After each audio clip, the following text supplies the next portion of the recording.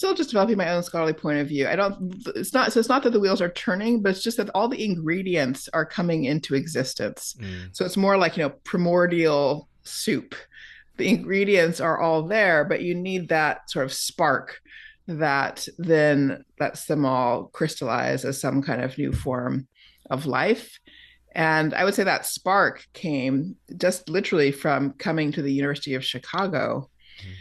It's a great university. I got there in what would it have been, December 97 or January 98. And I had two experiences sort of right away. One was exhilarating, and the other was alarming. So the exhilarating experience was just the intellectual intensity of the university, the seminars, the workshops, the culture of debate.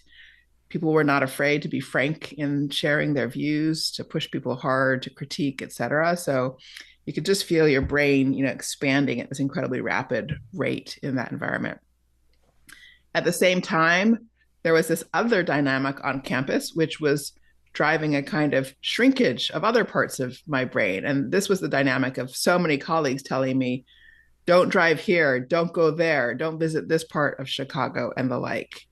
And I realized very quickly that this institution could simultaneously help people grow their academic and analytical capacities and was causing the atrophy of their social intelligence.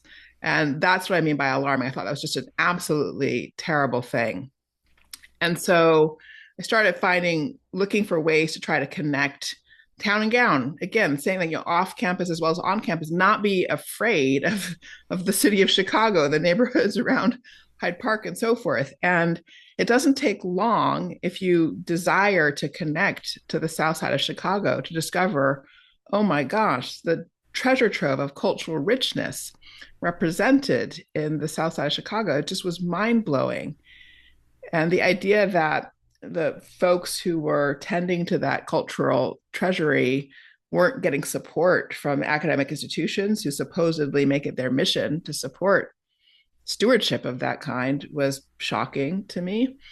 The fact that the university community, which was pursuing such important research on art history and history of social movements and the changes in urban life, changes in American politics, was doing all that work without really much access to this incredible archive of historical information that could inform understanding was also shocking. So that was the catalytic spark, I suppose, that kind of hit the primordial soup of my prior experiences and just made it seem like a necessity, a driving necessity that we needed to provide institutional support for that Mm. work of archival stewardship and make the materials accessible so that knowledge could flow profusely.